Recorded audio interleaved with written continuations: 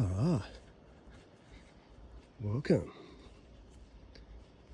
to the bush. This is Wallum heath country. This sandy ass soil.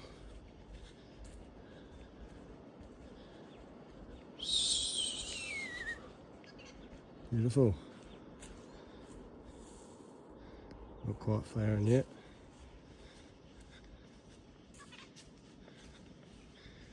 Casuarina literalis, one of the food trees of the glossy black cockatoo. That's the male. You need a female for flowers. There's a female. So yeah, the black cockies open these up, get the seeds out, eat what's inside. So that's the female flowers.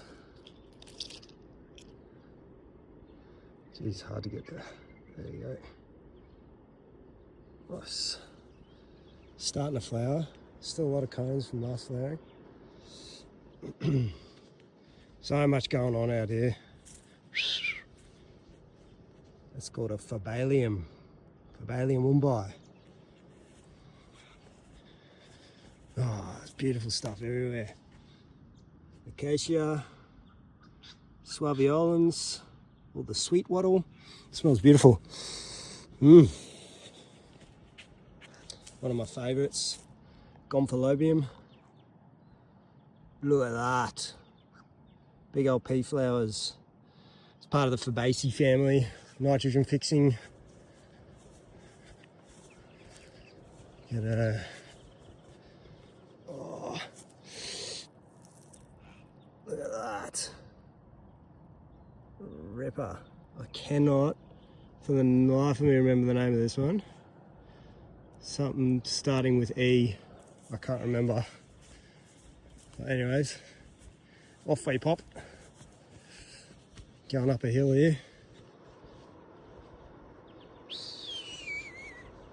Little valley. The goal is we're getting to top of the hill, watch the sunset, and then head back home along the beach. So I grew up around this area. I live on this country. My house is over that way. So this is naturally what would have been growing in my backyard before the developers come in. And obviously would have been much better groomed back then by the indigenous people of the area. But yeah, it's looking pretty sick. It's very thick. It's very thick bush, very scrubby bush. So my house is up over that way somewhere. Head up that way to Noosa.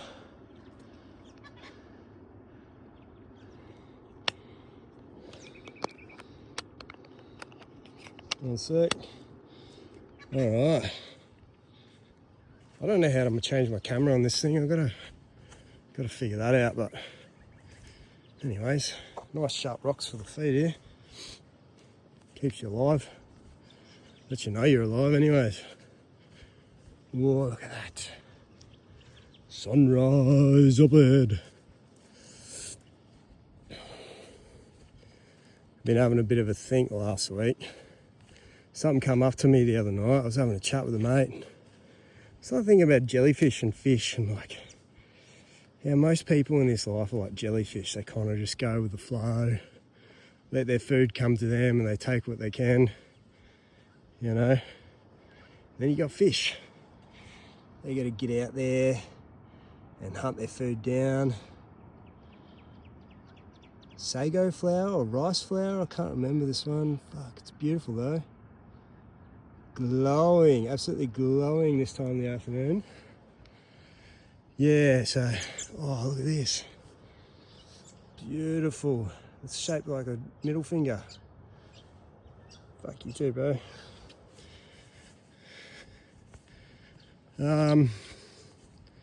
Yeah, most people in life floating around, got their little stinger barbs out, which is all their trauma and shit, is dangling out the bottom of them. So they float around, they're stinging shit and eating fish and eating little bits and pieces. And then you got vertebrates, things with a fucking backbone. The bigger the backbone, the bigger the invertebrate. And I think that that's like, that's how I see myself anyways, as like a free thinker. Fuck the COVID jab, fuck the fucking Jovid cab, I should call it. That's a good one. Little beauty here. Check out the foliage on this. Oh, what a stunner. That's another plant altogether. I think this may be a Dilwinia, I believe. This is also a part of that pea family, nitrogen fixing plants. There's the phallalium flowers there. Fuck, I digress. Can't keep my head straight. Look at this bloody beautiful country. Good to be immersed. Hear the birdies tweeting. God, who's this fucking rowdy Australian walking through here? Bloody human coming through here. Messing everything up. Yeah. So yeah. Jellyfish. Fish. Get about it. What's your thoughts? How many fish do you know? How many jellyfish do you know? See, fish are like, they got to get out there and hunt. They gather in packs of people. You know, they think for themselves. They actually got to hunt for their food, you know. They don't just let it fall on their plate. You know, they're proactively living life. They're not asleep, they're awake. Whereas jellyfish, they're just fucking wobbling around, sleeping, not doing too much. Don't tell me they can do too much, because you're fucking wrong. Would you look at that, mate? Oh, cameras just don't do it any justice, I swear. That looks like Lake Wyber there. Down the bottom. Whoops, right there. Anyways, a couple of mountains in the background. So yeah, jelly bloody fish. I'm sick of working with fucking jellyfish, man. Useless. Here's the, what I would thought would have been a Dilwinia, but this is definitely, I don't know if this is a Dilwinia. I'll have to check this out, but there's so many of these bloody pea flower plants, they confuse the shit out of me. Beautiful, look at that. What a cute little bloody love heart on there. And my big favourite, my Gonphalobium. Still want to get these in my garden. But you see like how the bush here, everything's growing on top of each other. Like, it's all fighting. It's just like, a fire comes through and they all just got to go push out everything. This is fire country right here.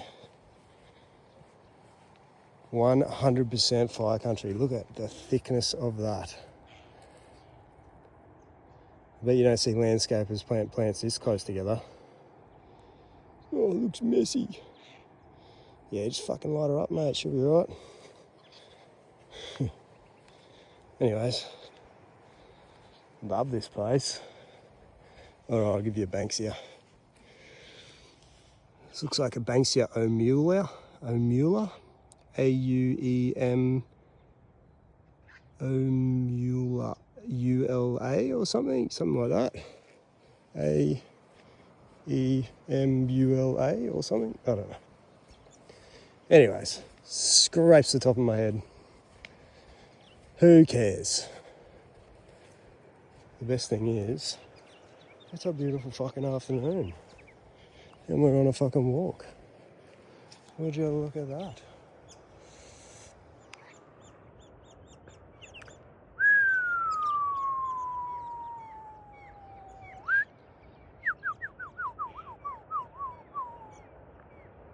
See what we got up here, eh? As the Banksia flower progresses, turns like that. And then like that. We got the seeds in here. Looks like he's gonna open his eye on you. Open up. He'll only open his eye when the fire starts. There's such a little Wookie, eh? Wookie. Yeah, Wookie. Put a little nose on him and mouth. Looks like a fucking yowie, man. Cyclops yowie. Woody woody. Very cool. So yeah, these plants are really fire prone. As soon as the fire hits, that mouth there opens up. There's a seed inside. It's got a wing on it. It'll piff off and head out to a spot with clear ground, which everything will be cleared with a bit of... And so all the land care companies in the area have to actually give the seed... There's a hibbertia. Beautiful. Hibbertia. Not looking too fresh, but... Yeah, the land care companies, they got to actually use smoke water or smoke treatment. I think a lot of the times they'll just get like this whole cone here and just stick it on a barbecue, fucking cook her up, and then all the mouths open up, get the seeds out, and then stick them in a seed tray, grow them from there. That's how they propagate, because they don't... There's pollination and germination. Pollination is the sex of the plants, or what is assumed to be the sex of the plants, male to female, or plant to plant. And then germination is when the seed is activated. So sometimes that takes a bit of water, a bit of humidity, a bit of dry, depending on the plant, the situation. But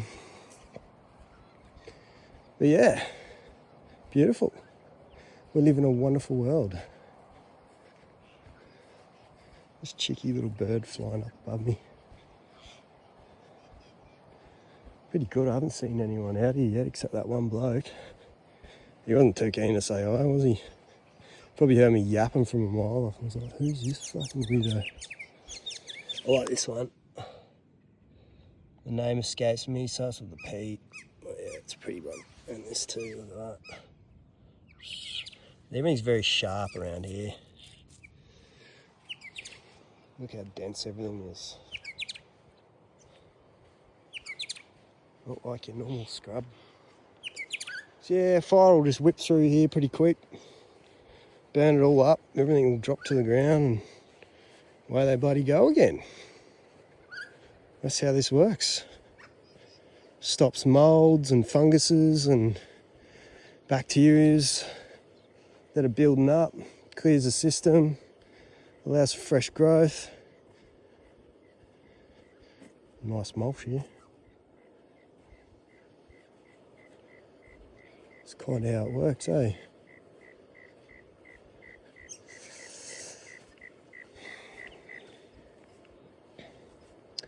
Amazing how the topography of the land, the shape of the land, the curves of the hills, how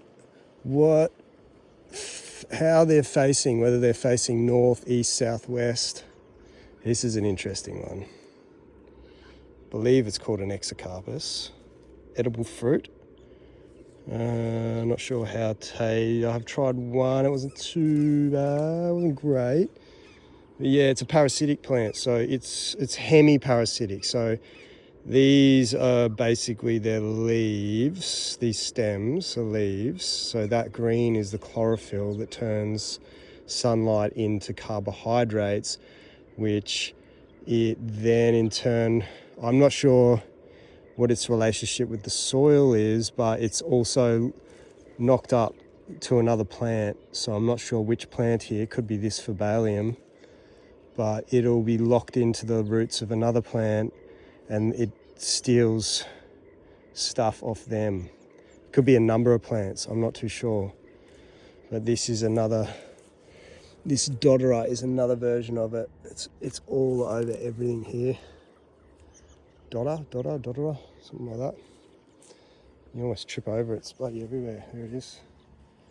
This looks like something from upside down. We are a bit upside down here in Australia anyways. But yeah. There you go.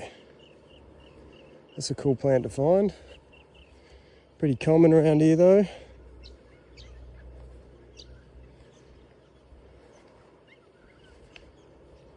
Beautiful.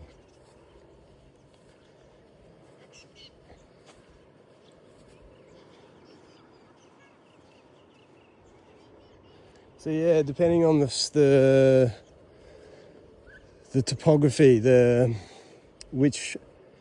where the slope is facing, what the mineral contents of the slope are, really determine, say, what plants will grow there. You know, is it facing north or south?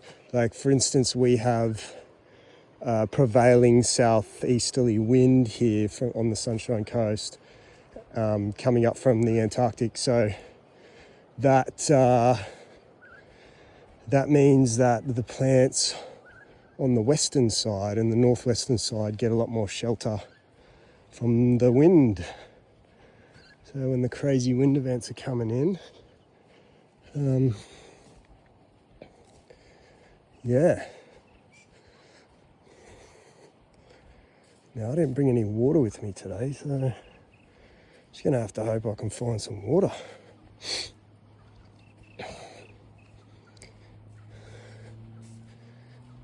Should be right. Got a few little tricks up my sleeve here. And it's really sandy soil. So here in Australia, winter, we've almost got a Pattersonia. Oh, they're all I think they're probably closed up for the night actually. I love these. Look at the beautiful light bluey green glaucous coloured leaves. They're almost psychedelic in their colour. They get blue, green and into purple as well. Love them. Yeah.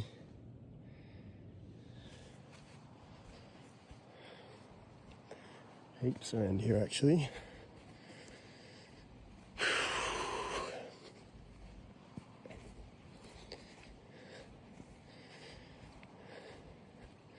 I knew a guy once, well back in the day, won't name any names, that was growing illegal stuff in this bushland here.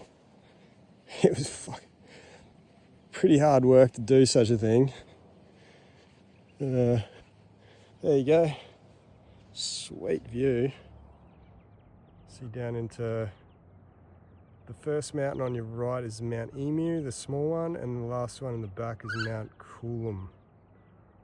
And then you've got Coolum Headland right in the background there. And this is all Prigium Water Tower. Yeah. It's a beautiful spot out here. Look at this.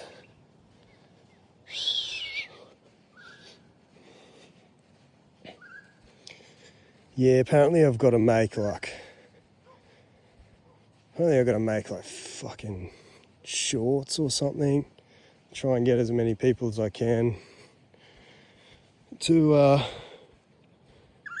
sub to us. They wanted me to get subbers. I've got to get 50 subs so that I can live stream rather than just do this. I'd much rather live stream, record and just post it up. But this is what it is for the moment, so I'm just recording the video and then going for a wander, seeing what we can find. There's that big fella in the background. I believe is that Mount Nindri? Mount Karoi? I've got to keep walking to find out. That could be Karoi. Sure, no, it's not Kuroi. Kuroi. There's some fantastic Indigenous stories. I would recommend looking them up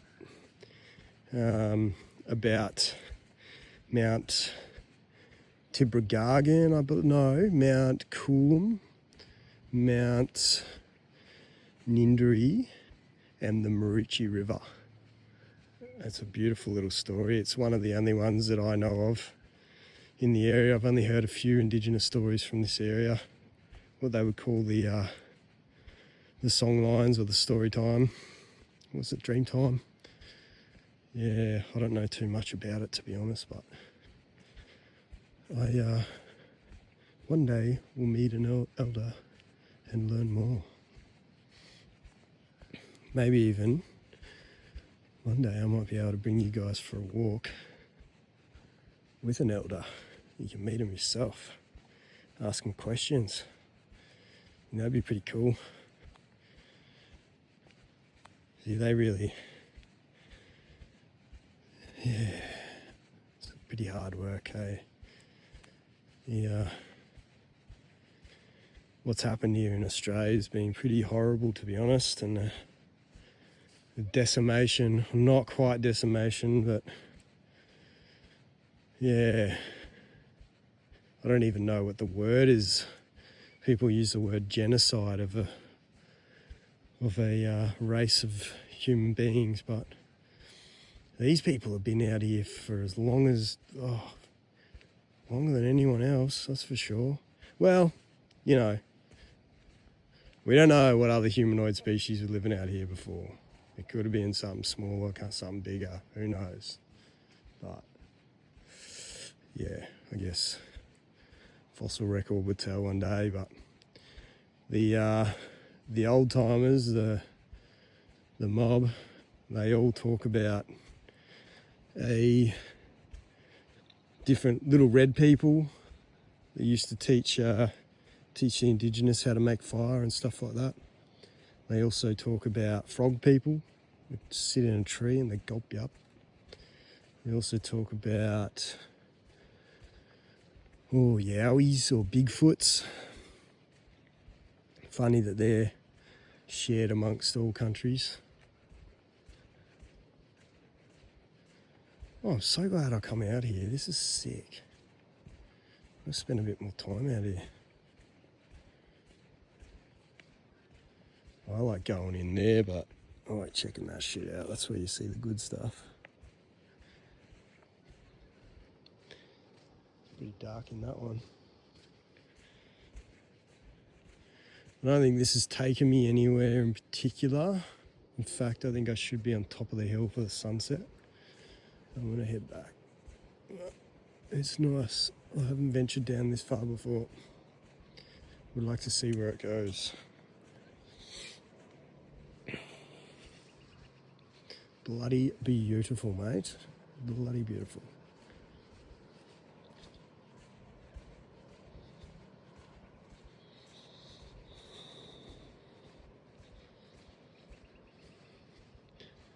Another of those exocarpus.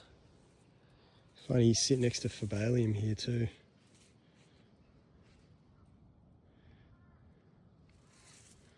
Yeah. This is one of my favourites. They call this the wedding bush. Ricinocarpus. Absolutely stunning when they flower. And they seem to come in a few different shapes and forms. But you never... Oh, there's one you can see up ahead. They just like... The whole bush has like... There you go. There it is there. It's like a pine almost. But yeah, you can't get them in... They're not propagating them. You can't just chuck them in your soil at home. So, I don't know what the go is there. I think it's pretty hard. Whether it needs fire or... I haven't done a great deal of the propagation of the natives, only a small amount. However,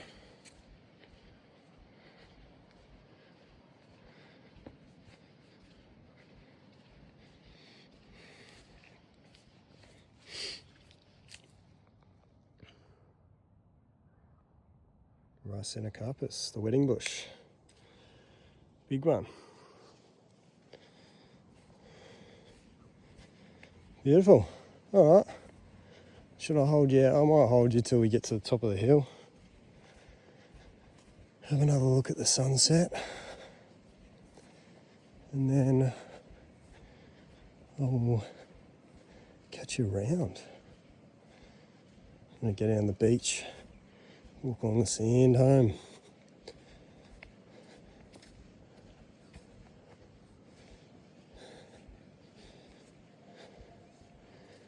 Amazing the relationship all these plants have together. Share and stuff, fungal network. So there's these things called plant exudates, and it's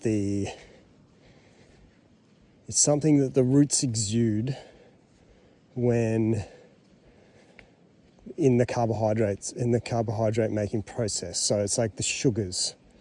And so these sugars go out into the soil, and then they in turn make an environment that's friendly towards the bacteria and the microorganisms that these plants co-live with. Because just like you and me and our stomachs, that the soil is like the stomach of the plants. And but what they're pooping into the soil is actually creating them the right bacteria that feeds the plant back. So then the plant gets nitrogen and phosphorus and potassium from all different other bacterias. Nitrogen's probably the hardest element for a plant to uptake because it's got a triple covalent bond, which means, because it's N3 on the scale, right? So it has 3 bonds, makes it the hardest to break, hardest for anything to get source of. And so there's this few types of bacteria, and they break the nitrogen in the soil down into ammonium nitrate or nitrite, and then something else as well, and that then goes into the plant, feeds the plant the nitrogen that it needs to grow its leaves and keep plant production going. Yeah, it's a beautiful web, this life. We're all connected, man. All of us. It's fucking wonderful. Love it. Love being out here. I just feel like I'm part of something. Part of something far greater. Yogi. Oh. Yeah, I got a bit of a trek home. Looks like some nice timber.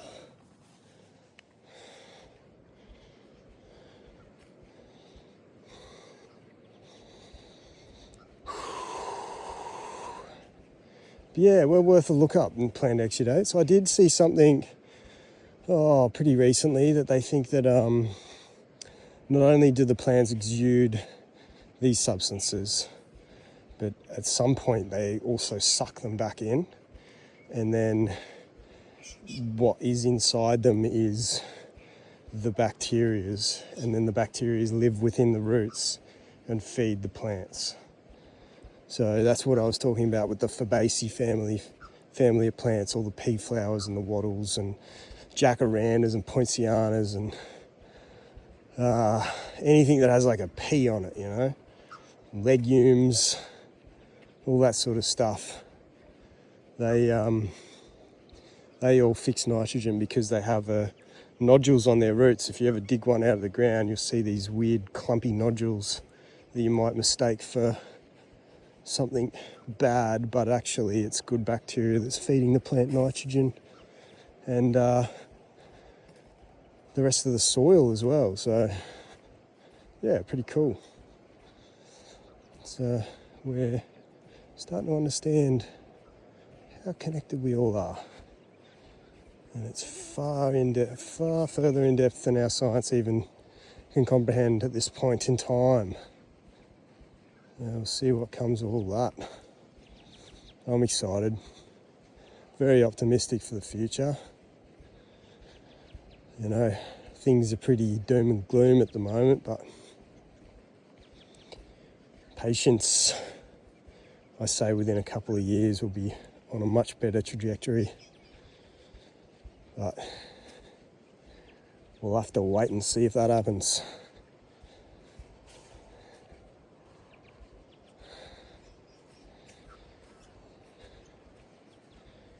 What do you know?